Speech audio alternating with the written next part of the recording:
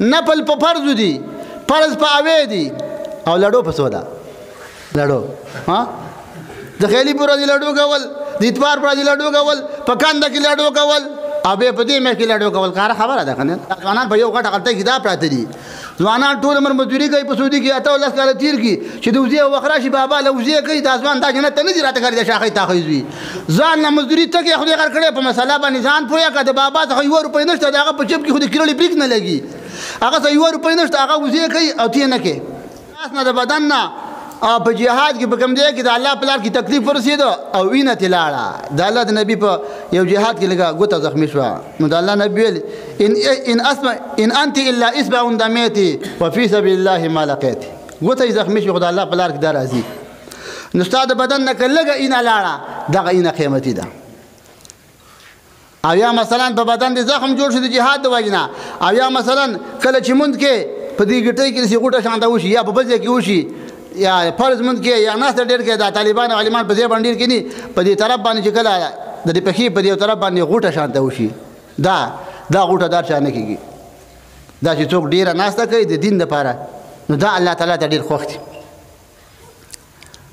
نو دا میاشت چې دا د جړا ده، سبا چې کله شي دا شپه ختمه شي که نه، نو فرشته اعلان کوي یا باغی الخیر اقبل، اے د خیر طلب کون کیا مکم راشا و ابشر، ډیر زیر قبول کا نور عمل وکا. او په دې شپه کې خو تاسو په دې میاشت کې تاسو ګورئ که نه، په یو سجده باندې یو نیم درنې کوي دي، یو سجده باندې یو نیم درنې کوي دي. نفل په فرض دي، فرض په اوې دي، او لړو په سودا لړو ها د خیلی پر ورځې لډو کول، د اتوار پر ورځې لډو کول، په کنده کې لډو کول، او بیا په دې میاشت کې لډو کول کار خبره ده کنه. سترګې به نه پټوو، په دې میاشت کې جواري کول. خدا دا هغه غټ غټ شیطانان الله تعالی تړلي دي ښه، دا شاخۍ ماخۍ پاتې شوي، دا بېکاره کجي مجي تلي. او یا دا 11 میاشتې دي ګناه کړې ده، 11 میاشتې هغه عادت در پکې دی. کله داسې انسان به مې چې هغه په دې میاشت کې ګناه وکړي. د مقربین روژه دا ده چې څوک الله ته نږدې دي، هغه په دې میاشت کې په زړه کې د ګناه اراده هم نه کوي، د ګناه سوچ خو هلته هغه خوراک نه دی، طعام دې ګنده دی، غلط طعام دې خوړلی، په دروغو دې ګټلی دی. او بابا وایي زه به ته دوا کوم، پیسې راوړه، زما دا جیبونه ډکي، پیسې چې راوړي او بابا به ته دعاګانې کوي.